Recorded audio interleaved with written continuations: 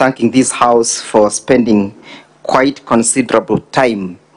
It tells me and convinces the whole country that this House takes its work seriously.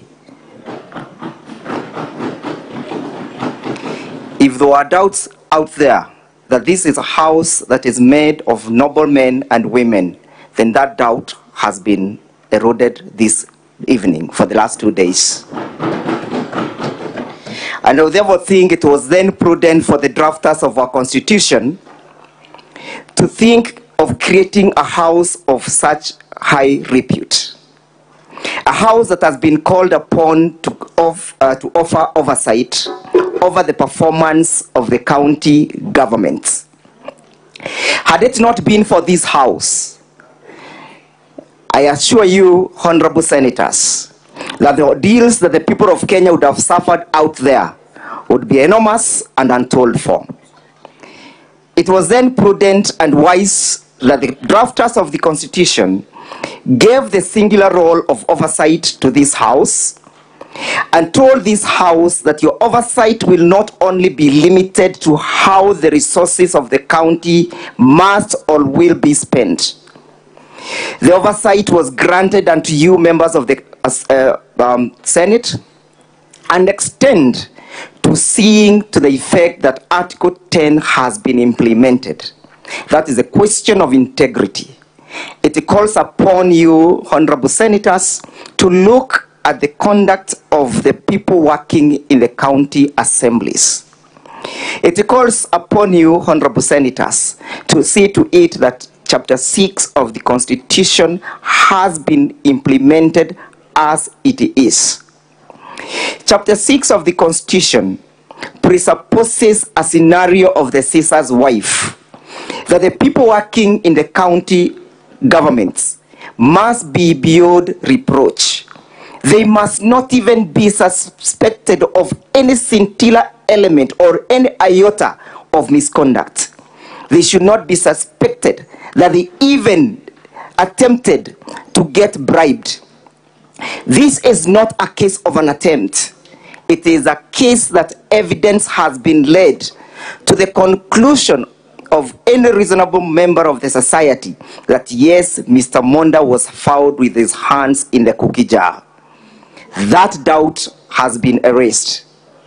When Mr. Monda was put to task, why didn't you reverse the 100,000 shillings that you sent to Lucy? He simply says, I fell asleep. At the county assembly, he indicated that he fell asleep. When he was taken to task and taken through his M-Pesa statements, even as late as 23:57 hours, he was still transacting. When he was put to task whether he understand the M-Pesa procedures and whether he saw the prompt messages, he simply feigned ignorance. I do not know how to operate an M-Pesa. Ignorance is no defense. Ignorance cannot discount his misconduct. Ignorance cannot let him be pardoned for defrauding the least members of the society. Honorable senators, look at the person who was called upon to raise 800,000 shillings. A destitute youth, a jobless youth, a hopeless youth, a homeless youth, a youth whom we should be, instead of extorting, a youth whom Honorable Deputy Governor Monda should have been giving hope. Honorable senators, the conduct of Honorable Deputy Governor of Kisii County does not breathe hope to the youths of this country. His conduct is a conduct that goes to telling our youths that unless you have a godfather in the status of Honorable Monda, do not attempt to apply for any jobs in this country. That is the message that the conduct of the Deputy Governor of Kisii County is sending out there. This government is spending a lot of time The senators are on day-to-day allocating money to the counties to make sure that work and jobs are created. Those jobs are not created for the use of the status of the friends of Mr. Monda. The jobs are not created for the people who have connections with the deputy governor like that of Mr. Mosati. The jobs are created for all the youths. And behold, the Constitution provides that we are all equal before the law. We should be granted equal protection. But what is the deputy governor doing? The deputy governor is elevating through nepotism, cronyism, and favorism his friends. What of those youths? What of those, the Mama Mutura who spoke here? The Mama Mutura who passionately said, I have taken my child to school, and she has no connection to Honorable Governor Monda. What is the fate of that youth? Honorable senators, you are being called upon to do one of the most solemn things, to tell any person out there who may think that he has the conduct and the ability of extorting youths like Honorable Monda, that you have no space in the Republic of Kenya. That is a message that must be sent clearly. And it is not just a message that is coming out of this house. It is also a biblical message. It is so biblical in the sense that in the book of Exodus, chapter 18, verse 21, we are being told, select capable men from all the people, all amongst yourself, men who fear God, trustworthy, and people who hate dishonest, and people who hate gains and appoint themselves as officials. This is a member who claims to be a church elder. He claims that he's a member of the SDA. Doesn't he know the dictates of the chapter that I have just read? Is this a person who should be trustworthy? Does he hate bribe? We answer no. Let it not be lost as I sum up that unless actions are taken as against these individuals, we shall water down the gains that we have made. Chapter 6 of the Constitution must be breathed. We must give life to that article.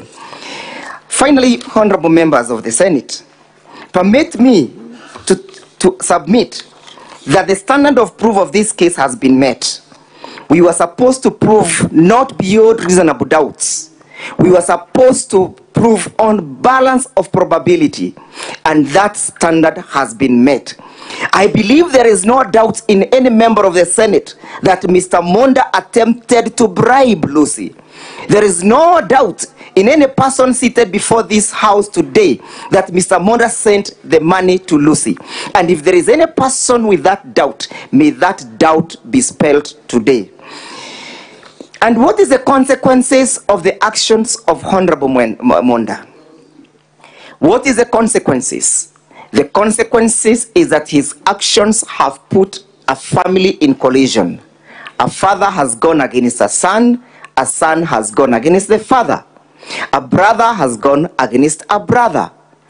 If Mr. Monda was diligent enough, if he is a person who is to be trusted, he should have chosen his path clearly and correctly.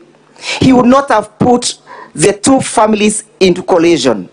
The collision that you have seen here and witnessed is courtesy of the misconduct of Honorable Deputy Governor of Kisii County. What is this other consequence?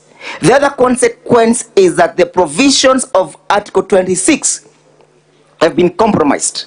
That life begins at conception. Testimony and evidence was brought before this court that a young woman somewhere, a person suffered depression, and as a consequence of that depression, a life was lost. Even if these honorable members will not vote to remove the deputy governor on the count of bribery, let the cry of that child, the unborn child, be heard. Let the blood of that child not dry until justice is done. Let the blood of that unborn child cry and ring bells to the consciousness of this house, so that at the end of the day, a caution and a restraint will be made by any person who may think that child has nobody to fight for, that child that lost has no voice to speak for. It is you, the honorable senators, who are going to speak on behalf of that child. It is you, honorable senators, who will speak on behalf of that unborn child. It is you who will say that justice will be heard. Subsequently, honorable members, as a consequence of these actions, an office has been compromised. The integrity of the office of the deputy governor has been eroded. The integrity of the office of the deputy governor has been put into disrepute. And for that reason, a vote ought to be taken and a vote ought to be cast to send the deputy governor home.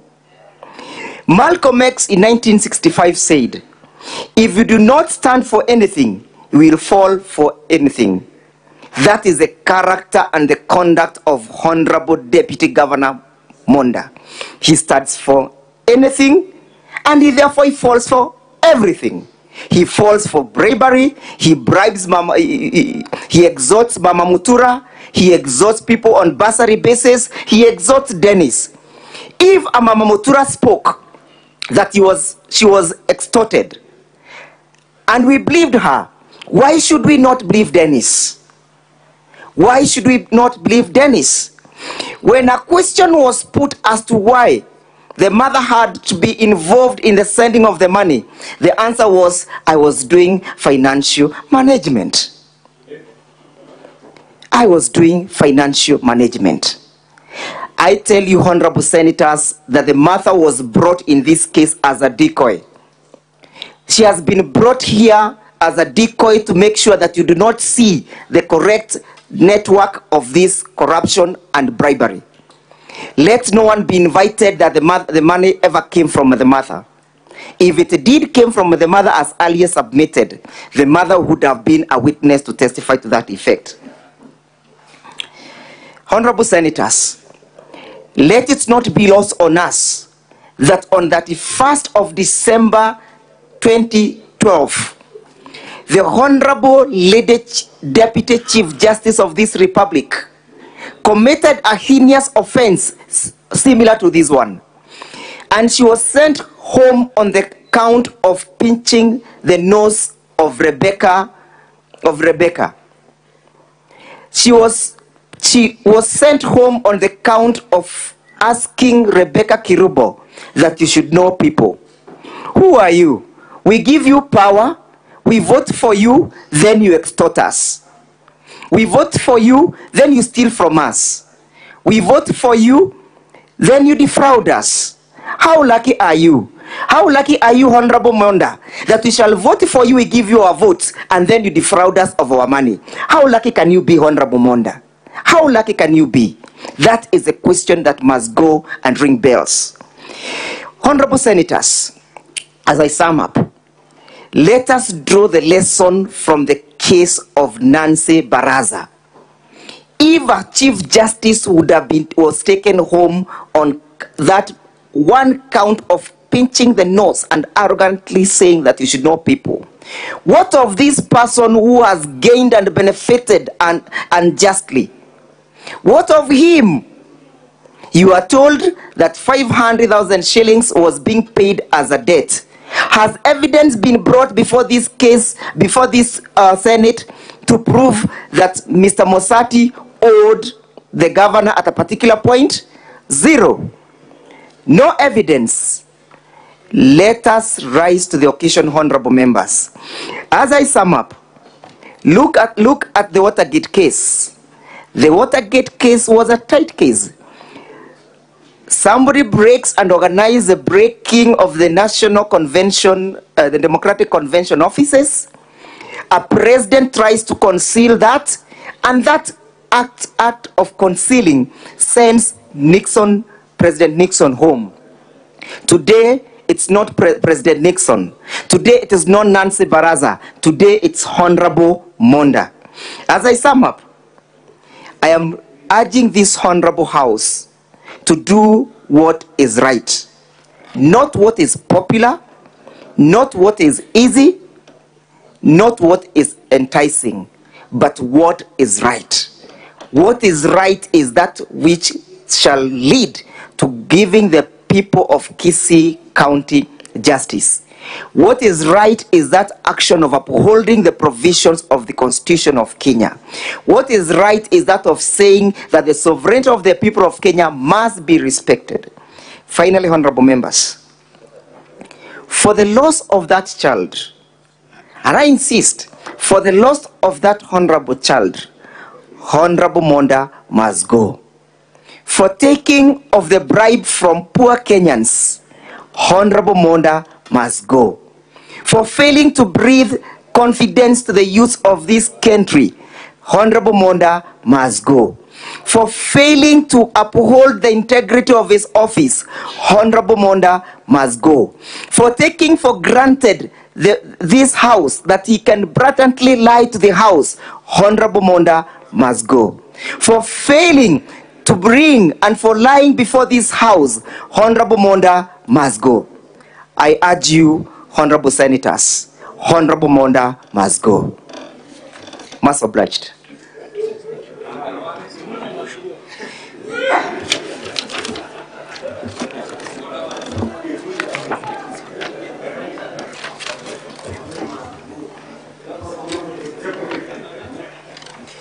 Finally, only one more issue, the competence of the motion.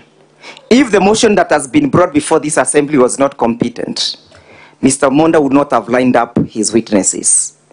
If it was not competent, he would not have appeared before the county assembly. The doctrine of acquiescence bides him from the beginning of the motion to the closure of sending him home. I'm most humbled.